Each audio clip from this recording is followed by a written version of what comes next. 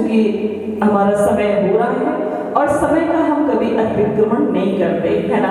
आप इतने में ही समझ गए होंगे कि थोड़े माँ जानी ही सयाने, आप सभी प्रबुद्ध श्रोता हैं। तो कहने का अभिप्राय ये बस इतना समझिए कि माता सती ने कथा को सुना नहीं, इसलिए भगवान बहुत करीब आ गए, पास आ गए, फिर भी वो भगवान को पहचान नहीं पाए, है ना। कई बार ये होता है, लोग कहते हैं ना कि ना जाने किस वेश में नारायण मिल जाए, इसलिए सबसे बहुत अच्छे से मिलना चाहिए। और कई बार नारायण हमारे सामने होते हैं, हमें नहीं दिखते, है ना।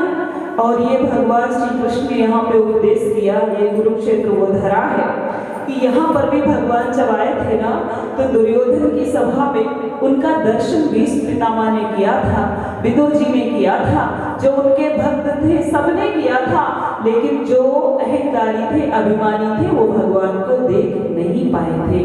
तो कहने का तात्पर्य ये है कि भगवान को समझना है तो पहले अपने अभिमान को खोना पड़ेगा और बहुत विनम्र होना पड़ेगा, बहुत सरल होना पड़ेगा।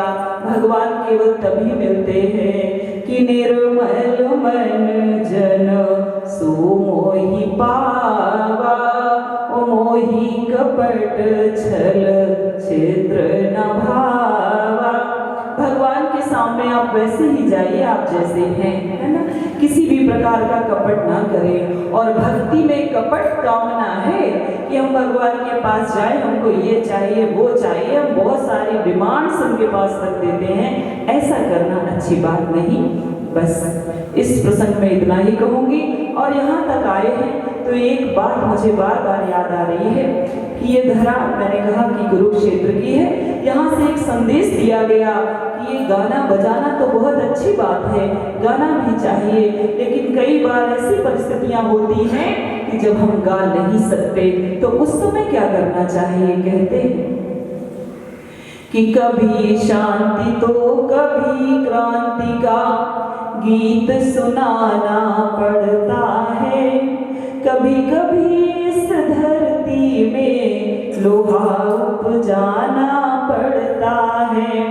जब वंधा धृतराष्ट्र राष्ट्र के सिंहासन पर होता है, अत्याचार पनपने पर भी नींद चैन की सोता है। जब भाई का हिस्सा लेकर करता बड़ा अनादर भी, बिना युद्ध के भूमि न दूंगा सुई की नोक बराबर भी। तो बंसी मधुर बजैया को, बंसी मधुर बजैया को तब शंख बजाना पड़ता है। कभी कभी इस धरती में लोहा उपजाना पड़ता है। बोलिए भक्तवत्सल भगवान की। प्रथम धन्य उन जनन का जिनकी हो आरंभ, पुनः धन्य उन सबन का जे आए सत्संग। मिलकर बिछड़े कभी नहीं, बहे प्रेम धारा विराम। इन शब्दों के साथ साथ मम वाणी लेती है विराम। बोलिए शंकर भगवान